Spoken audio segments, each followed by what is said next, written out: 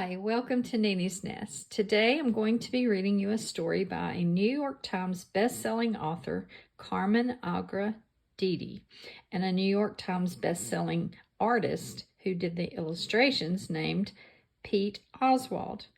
This is Rita and Ralph, and the story is Rita and Ralph's Rotten Day, and they're standing under an apple tree.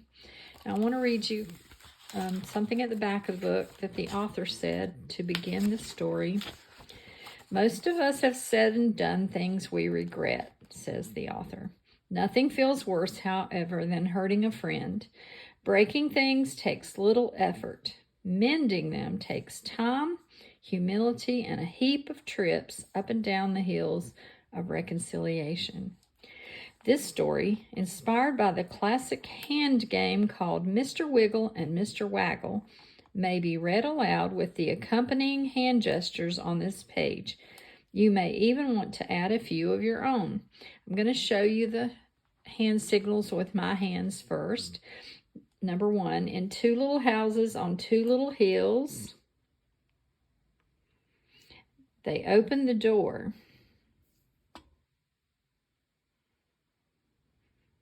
They stepped outside and they closed the door. They went down the hill,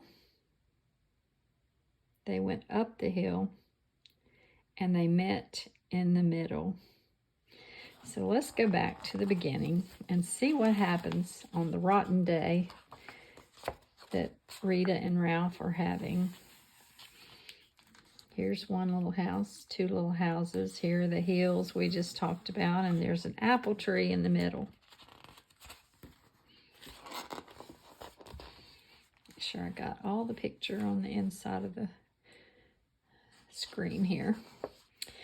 In two little houses on two little hills lived two best friends, two little houses.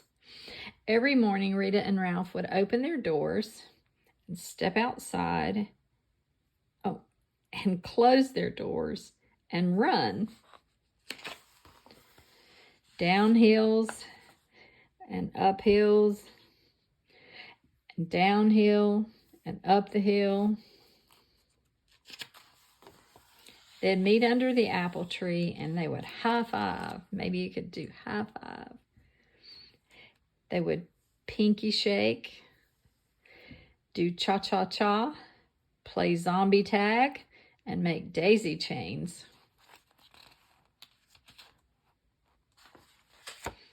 Then one day they played a new game, sticks and stones.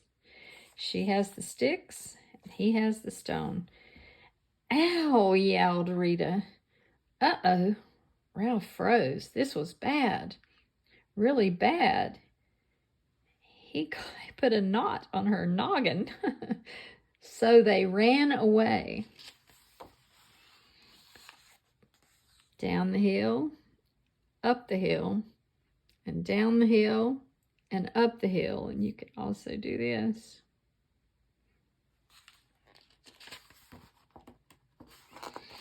They opened their doors, raced inside, and closed their doors. Rita was mad, and Ralph was sorry.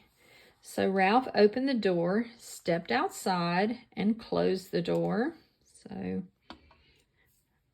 stepped outside, closed the door. It was 100 years to Rita's house, but she was his best friend. So Ralph went down the hill, up the hill, and down the hill, and up the hill, and down the hill, and up the hill. I think he's probably taking his time because he doesn't know what he's going to say when he gets there. The long walk made Ralph a smidge grumpy. I'm sorry, he barked, but he didn't sound one bit sorry. So Rita did not open the door. Grrr, said Ralph, and off he stomped. She closed the curtains. Down the hill, and up the hill, and up the hill, and down the hill, and up the hill, and down the hill, and up the hill slowly to his house. He opened the door, stepped inside, and closed the door. Now Ralph was mad, and Rita was kind of sorry. So she opened the door, stepped outside, and closed the door, and ran down the hill and up the hill and down the hill and up the hill and up the hill and down the hill and up the hill and down the hill and up the hill to Ralph's house. As she ran, she thought about Ralph and that rock. Just thinking about it made her mad all over again. "I want my pine cone back," she shouted. Ralph opened the door and closed the door, and Rita tromped. And he did throw the pine cone out the door. So she tromped down the hill and up the hill and up the hill and down the hill and up the hill and down the hill and up the hill back to her house. She opened the door, marched inside, and slammed the door. Now Rita was mad, and Ralph was mad, and Rita was sad, and Ralph was sad. Look where she put the pine cone. And in two little houses on two little hills, no one slept a wink. It had been a rotten day. Just when it seemed nothing would be right again, it was a new day. Rita and Ralph opened their doors, stepped outside, closed their doors, and went where? Down the hill and up the hill and down the hill and up the hill and down the hill to get to the apple tree. Oh, let's keep our fingers crossed. I hope they make a peace between the two of them. "I'm sorry," said Rita. "I'm sorrier," said Ralph. And they meant it. They did a high five and a pinky shake and a cha-cha-cha and played zombie tag and made daisy chains, because best friends always find a way